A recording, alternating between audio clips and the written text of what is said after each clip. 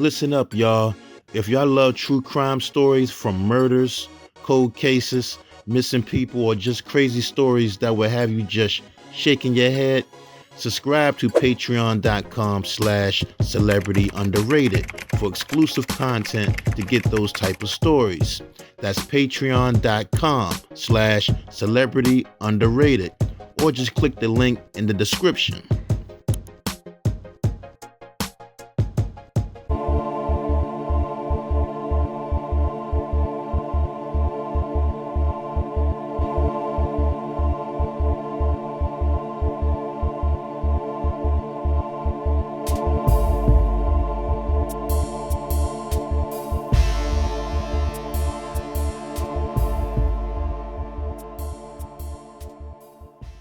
You know, if anybody is a celebrity underrated, it's definitely Heavy D.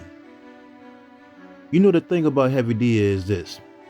Not only did young people love his music, but the older people, like our parents, aunts, uncles, mothers, and fathers, loved his music too. Because see, he didn't use profanity in his music like that. And he never rapped about killing, the street life, and calling women out of their name. Some say he invented R&B rap. He created that lane. He represented hip hop and R&B music. Even Michael Jackson said Heavy D was his favorite rapper. He was the original big man rapper. I mean, you know, you had the Fat Boys who was out before him, but they was more like comedy hip hop. But Heavy D, he's the original smooth big man rapper. And then came others like Chubb Rock, Fat Joe, Biggie, and Big Pun. And plus, Heavy could dance though. Heavy can move and dance. The overweight lover. The overweight lover is in the house. Some would even call him the Barry White of rap. The women used to love some Heavy D. And they labeled him a sex symbol. And all the guys wanted to be smooth, cool, and dressed like him. Heavy D and the boys' fashion style, they changed the game too. And you know, Heavy D was also a great businessman, becoming the first rapper to run a major record label that opened the doors for other rappers who's doing it today, like Jay-Z and all of them. Nominated for a Grammy 4 times. The man knew how to put out hits because he also can do reggae music too. You can't forget about that. And you can't forget about he was a great actor as well. And you know Heavy, now see, Heavy didn't like to fly. He didn't like planes. And it was that one flight he did that caused him to lose his life. So let's get into the story, right? Now, Heavy D's birth name is Dwight Arrington Myers, and he was born on May 24th, 1967 in Jamaica. A lot of people didn't know that Heavy was Jamaican. Now, he was one of 5 kids from his parents. His mom was a nurse, and his father was a film technician. He was a movie equipment repairman. And by the time Heavy turned 4 years old, the family ended up moving to Mount Vernon, New York. Now, growing up, he always loved music because his parents used to play music all the time in the house. And his older brother had turntables and would play music. And around the age of 8 years old, that's when Heavy began putting together his own rap lyrics after hearing Africa Bambaataa and Grandmaster Flash and the Furious Five in them. Also in elementary school is when he met Trouble T-Roy in the 3rd grade, and they became the best of friends.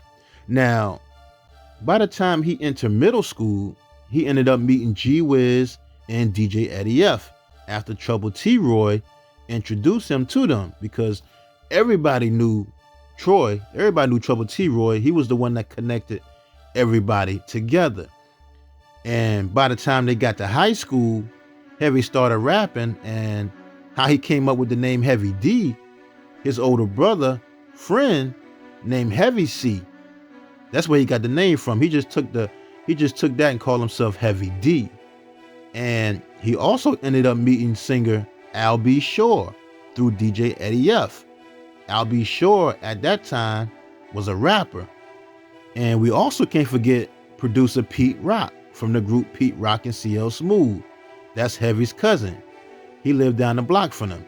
But Heavy and everybody started making music together, working on demos. They started performing at local parties in the neighborhood. And back then, people would read album credits to get information. And that's how they found Def Jam Records. So that's when Heavy called Def Jam office to talk to Russell Simmons to try and get a record deal. And when he had called, Andre Harrell had picked up the phone because at the time, Andre Harrell was the vice president and general manager at Rush Management for Def Jam Records. So Andre set up a meeting for them to meet Russell Simmons. And, they performed for Russell, but Russell Simmons wasn't interested. And he said Heavy was too fat and nobody wanted to sign a fat rapper. Wow. But Andre Harrell thought Heavy was great, very talented, and a star in the making. Next thing you know, Andre Harrell ended up leaving Def Jam Records, and he started his own label called Uptown Records through MCA Records. And the first act he signed was Heavy D and the Boys to his company. And Andre also told Heavy that he needed 2 dancers to be on stage with him. And that's when Heavy brought in Trouble T-Roy and G Wiz. And DJ Eddie F was the DJ for the group. And the rest is history. That's how Heavy D and the Boys were formed. So Heavy and T-Roy dropped out of school at the age of 17 years old, but G Wiz and DJ Eddie F, they graduated. DJ Eddie F parents were teachers anyway. And in 1986, Andre Harrell released a compilation album called Uptown is Kicking It. And Heavy D had the first verse on that single. But the song called Mr. Big Stuff from that Uptown compilation album had everybody convinced that Heavy was going to be the next big thing. Mr. Big Stuff had grabbed the attention of the young generation and the older generation because it had that sample Mr. Big Stuff by female R&B singer Jean Knight. And on October 27th, 1987, Heavy D and the Boys released their debut album titled Living Large, which hit number 92 on the Billboard 200 and number 10 on the top R&B hip hop albums chart, selling over 300,000 copies at the time. Now, the single called The Overweight Lovers in the House, produced by Marley Marl, was a big hit. But, the song I used to love on that album was called Don't You Know. I love that song, Don't You Know. That was produced by Teddy Riley, featuring Al B. Shore on the vocals. But that Living Large album was a classic, man. And later on was selected as one of the Source's 100 best rap albums ever, which I really think it deserved to be there. Now, after that, they started working on their next album, and Heavy and DJ Eddie F ended up getting singer Al B. Shore a record deal on Uptown Records too during that time. But before they released their next album, Heavy would be featured on a bunch of songs that would make his popularity grow even more. He was featured on the classic song called Self-Destruction by KRS-One and the Stop the Violence movement, which ended up hitting number 1 on Billboard's Hot Rap Songs chart for 10 consecutive weeks.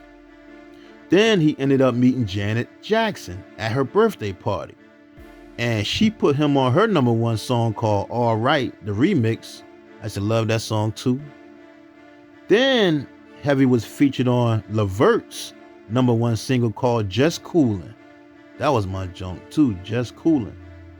After that, on June 12th, 1989, Heavy and the Boys released their second album titled Big Time, which hit number 19 on the Billboard 200 and number 1 on the top R&B hip hop albums chart, and was certified platinum, selling over 1 million copies. Now, this album, straight certified classic. On that album, you had songs like We Got Our Own Thing, Somebody for Me, featuring Al B. Shore, Girls to Girls They Love Me, and Big Time. Another song I loved on that album was called Mood for Love. I'm in the mood for love. That was my junk too.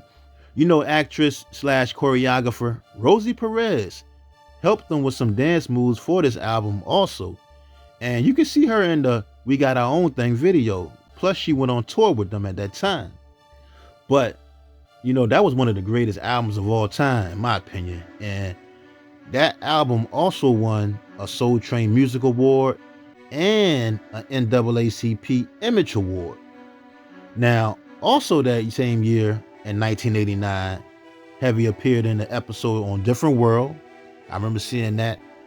In 1990, a young Sean Combs, better known as Diddy, we all know as P. Diddy, had begged Heavy D to get him an internship at Uptown Records, and Hev got him the job. Hev is the one responsible for putting Diddy in the game, y'all. Now, also, R&B group Jodeci had came to Uptown Records to get a deal, and Hev told Andre Harrell, if you don't sign them, he was going to get them signed somewhere. And that's how they got their deal, if it wasn't for Heavy putting that pressure on Andre to sign them.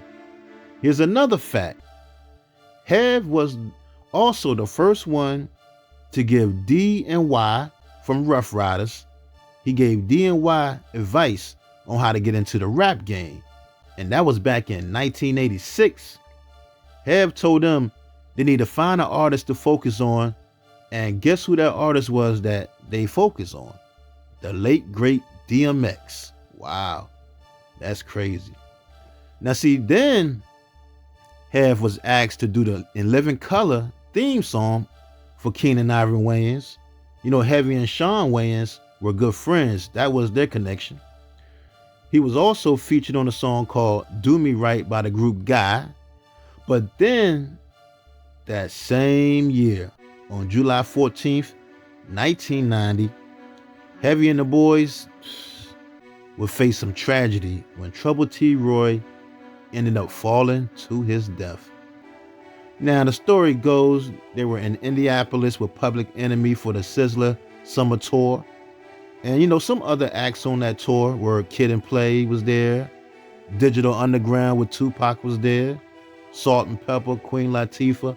And so what happened was, after they performed, they were all walking down this elevated ramp outside of Indianapolis Market Square Arena.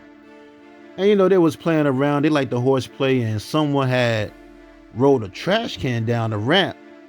And Trouble T. Roy tried to dodge it by jumping onto a 4-foot retaining wall to get out of the way, but he lost his balance and fell over 20 feet, in which caused some serious head injuries when he hit the ground. And he died shortly after being rushed to the hospital, man. So sad, so sad. Tupac was there that day too. He was with Digital Underground, and when that had happened, man, he was real upset and crying like crazy because he became very close to Trouble T. Roy. Trouble T. Roy, man, 22 years old, man. Rest in peace. Trouble T. Roy, man. And I had did a story on this channel already about Trouble T. Roy, so y'all can check that out. Check that episode out when y'all get the chance. After that, on July 2nd, 1991, Heavy released his third album titled Peaceful Journey, in which was dedicated to Trouble T. Roy. And then, Pete Rock and CL Smooth released their #1 single titled Troy, They Reminisce Over You, also dedicated to Trouble T. Roy. But that Peaceful Journey album, that album hit number 21 on the Billboard 200 charts and number 5 on the top R&B hip hop albums chart and went certified platinum. The single called Now That We Found Love, that was my junk right there. Now That We Found Love featuring Anne Hall, that hit number 2 on the UK singles chart and number 11 on the US Billboard Hot 100 charts. And it hit number 1 on the RPM Dance Urban chart in Canada and number 2 on the Billboard Hot Dance Club Play charts and was certified Gold. Now That We Have Found Love also was a big hit overseas, over in Japan too. Another song from that album I love was called Is It Good to You, produced by Teddy Riley. And I love the remix too. The remix version with singer Tammy Lucas was on the soundtrack to the movie Juice. Another song I used to like on that album was called Don't Curse, featuring Big Daddy Kane, Grand Puba, Kool G Rap, Q-Tip, and Pete Rock and CL Smooth. There's another song that I love from that album, which is my favorite, and it's called You Can't See What I Can't See, featuring Flavor Flav, but it's not on the album though. You can't find it on the albums. That song was actually on the B-side to the single Don't Curse. But then after that, Heavy faced more tragedy when him and Sean Combs, better known as P. Diddy, Heavy and Diddy had threw a charity basketball game, and some people were killed during a stampede. Now, the story goes, on December 28th, 1991, Heavy and Diddy had threw a charity basketball game at City College of New York. And the gym could only hold about 2,700 people, but 5,000 people tried to get in.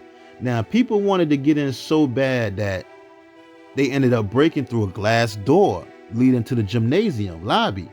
And then the crowd rushed the lobby and down a staircase that led to the gymnasium. But they ended up rushing and pushing to the door. But here's the thing, the doors at the bottom of the stairs open inward into the lobby, not outward into the gymnasium. And they were left crushed. They was crushed for up to 15 minutes because nobody would open the doors. Wow. 9 people were crushed to death at the bottom of the staircase. And 29 others were injured, and no criminal charges were filed following the incident, although multiple wrongful death and personal injury lawsuits were filed. Wow. That's terrible, man. 9 people died, was crushed to death, y'all. That's crazy. But then after that, Heavy D got a call from the king of pop, Michael Jackson, to be featured on this song called Jam for his Dangerous album. Now, how Heavy got on that song, now see, Michael Jackson and Teddy had been working, and Michael had asked Teddy could he get Heavy D to put a rap verse down for his album. And when Michael had called Heavy D and asked him, Heavy thought it was a prank until Quincy Jones confirmed it and said Michael Jackson was trying to get in contact with him. So, him and Michael met in the studio, and Hev said Michael Jackson came in the studio in a disguise as a big fat white guy. Wow. I heard that. I heard Michael would always wear disguises when he would go out in public so people with fans wouldn't rush him. But Hev said at first he didn't like the beat because Teddy Riley didn't finish the beat yet. But then months later, when Teddy put the finishing touches to it, that's when Heavy put his verse down, and the rest is history. And in July 1992, the song Jam hit #1 on the US dance single sales Billboard charts and hit #1 in Spain. That song was also the Chicago Bulls theme song for a while, and Michael Jordan appeared in that video too. Now, on December 22nd, 1992, they released their 4th album titled Blue Funk, which hit number 40 on the Billboard 200 charts and number 7 on the top R&B hip hop albums chart, and was certified gold. On that album, he had a song called A Bunch of Niggas. The song was called A Bunch of Niggas, featuring Busta Rhymes, Third Eye, Robbo, Gangstar, and Biggie Smalls. Now, Heavy was also featured on a song called Big and Ready with reggae artist Supercat, which hit #1 on the Jamaican charts. And he was on the song called Dumb No Worry by Supercat. That Dun Dada album by Supercat, classic album. That was a classic album, y'all. Now, in 1993, Heavy landed a small role in a movie called Who's the Man, starring Ed Lover and Dr. Dre, and a bunch of other rappers were in that movie too. Also that same year, he had a recurring role on a Fox TV show called Rock. He played Calvin, and he also started his own record label called Music for Life Records. Now, on May 24th, 1994, he released his fifth album titled Nothing But Love, which hit number 11 on the Billboard 200 charts and number 1 on Billboard's top R&B hip hop albums chart, and it went double platinum. Nothing But Love, what an album, man.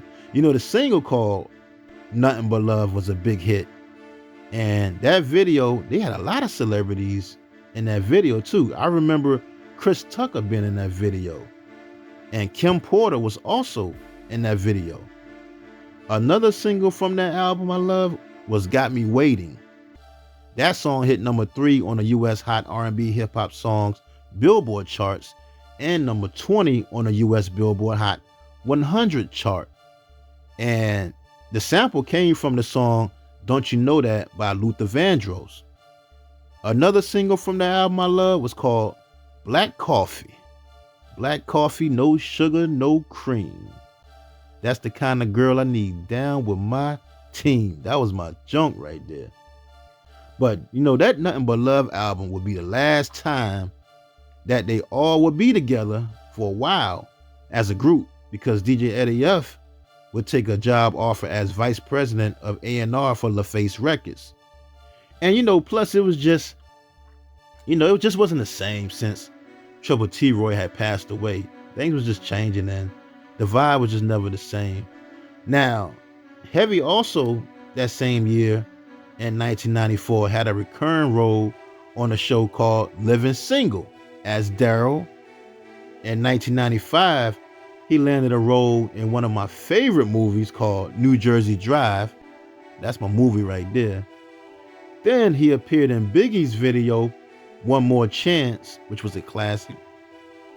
Then him and singer Brandy remade Michael Jackson's Rock With You for Quincy Jones' album called Q's Juke Joint. Then Heavy earned a Drama Desk Award nomination for his role as a thief named Tony in the Lawrence Fishburne directed off-Broadway play called Riff Raff. But also, that same year, in 1995, Andre Harrell ended up leaving Uptown Records, and he had took a job offer at Motown Records to become CEO. And that's when Heavy became the president and CEO of Uptown Records, making him the first rapper to become head of a label. Wow. Heavy's the first rapper to become CEO of a major label, y'all. And you know, one of the first groups he helped launch was the group called Soul For Real. And their song called Candy Rain hit number 1 on the Billboard Hot R&B Hip Hop Songs charts and number 2 on the Hot 100 chart, pushing their album to platinum. Man, I used to love that song, Candy Rain.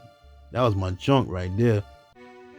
Then Heavy signed R&B singer Monifa, who put out a couple platinum and gold singles. She's a great singer too. Monifa got a beautiful voice. Then he signed that rap group Lost Boys. He signed the Lost Boys, and their debut album titled Legal Drug Money hit number 1 on the top R&B hip hop albums chart and was certified gold. On April 22nd, 1997, Hev released his 6th album, but it was his first solo album without the boys. And that album was called Waterbed Hev, which hit number 9 on the Billboard 200 and number 3 on the top R&B hip hop albums chart, and it went certified gold. And the single titled Big Daddy ended up going certified gold. I used to love that song too. That was my junk too. Then he did a song with legendary blues musician B.B. King for his 35th album titled Deuces Is Wild. And Hev was featured on a song called Keep It Coming. And that song hit number one on a US Top Blues Albums Billboard charts. Wow. Now, that same year in 1997, Hev made a cameo in a movie called Baps, starring Halle Berry. In 1998, he signed rapper Herb McGruff, and his debut album titled Destined to Be is a classic album in my opinion. That's a classic album too, Destined to Be. On June 15th, 1999, he released his seventh album, but second solo album titled Heavy, which sold over 500,000 copies.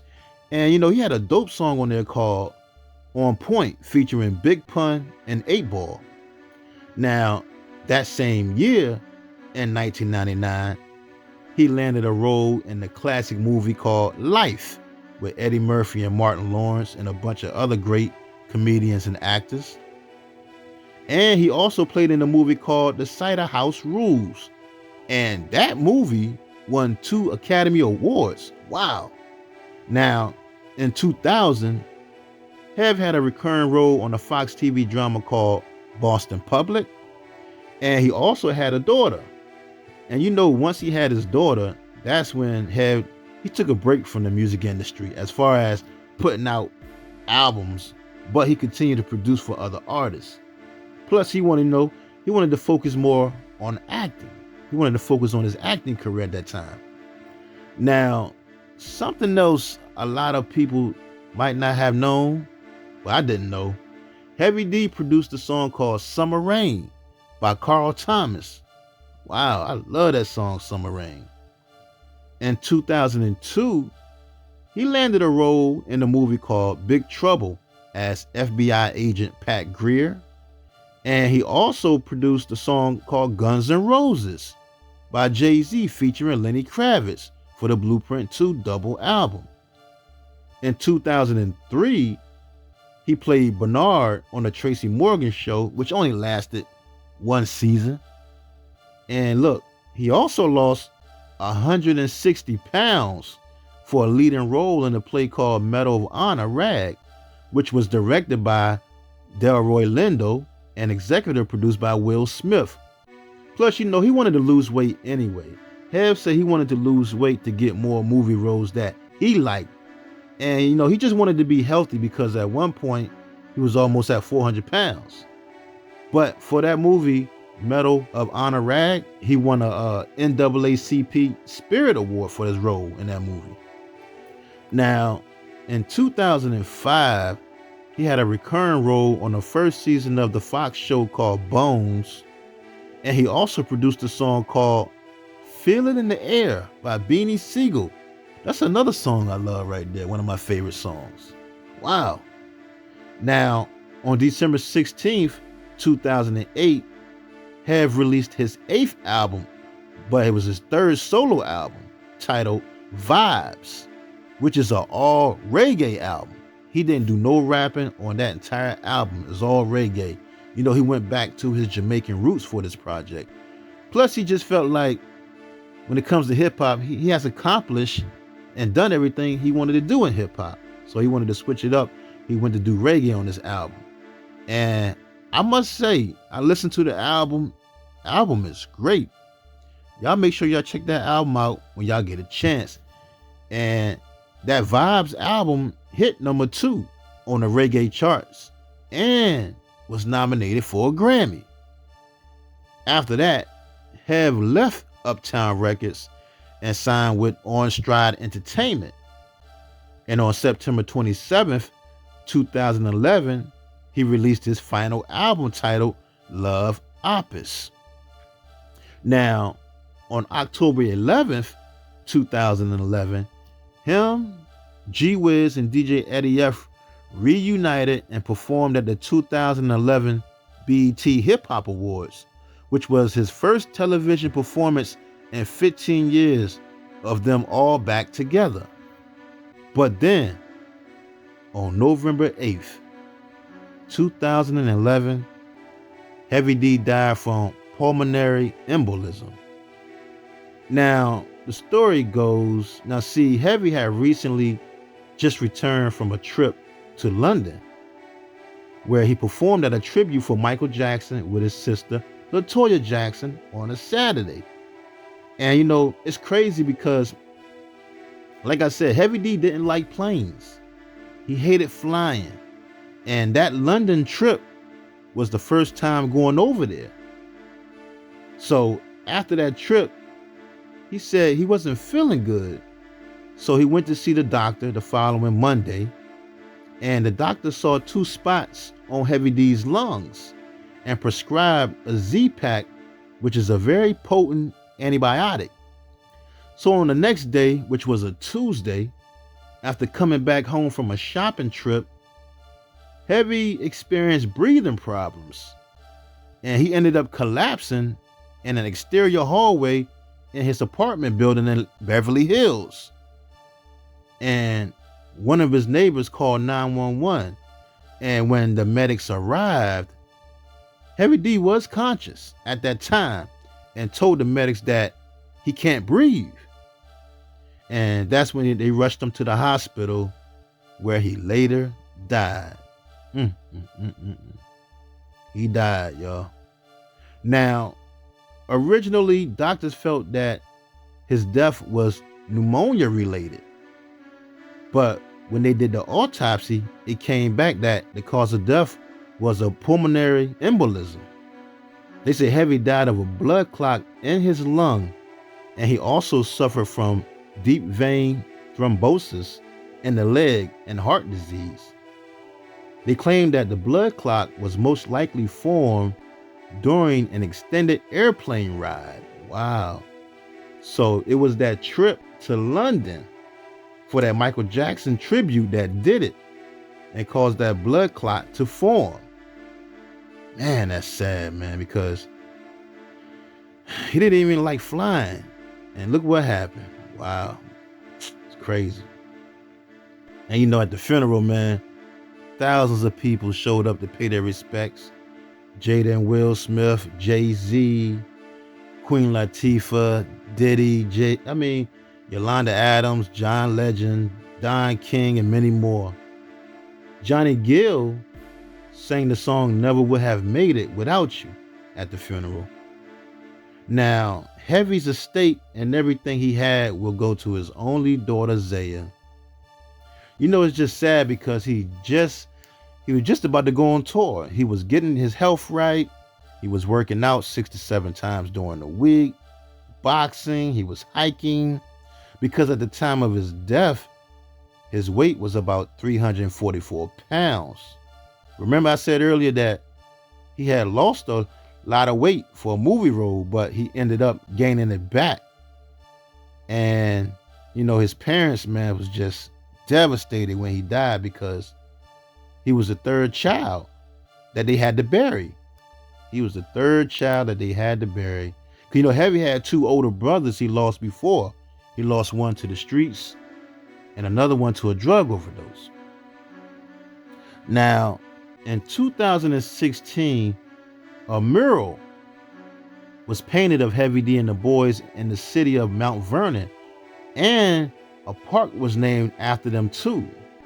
It used to be called Lorraine Park, but now it's called Heavy D and the Boys Park. Heavy D's younger sister, Portia, also passed away that year, y'all, in 2016. Wow. His younger sister, Portia, passed away in 2016 too. Now, on April 27th, 2023, Heavy was honored in Mount Vernon with a Peaceful Journey sculpture. That's nice of the city to do that too. There was supposed to be a Uptown Records miniseries coming to BET, but I don't know if it's finished yet. So y'all stay tuned for that. And rest in peace to Andre Harrell too. He passed away on May 7th, 2020. I'm gonna do his story too. Now, there is a documentary though about Heavy D called Be Inspired that was released back in 2012. And I also remember Unsung doing an episode, which was a great episode too, on Heavy D. Heavy D was 44 years old, y'all. Wow. 44 years old. Young. Rest in peace. The overweight lover. Heavy D.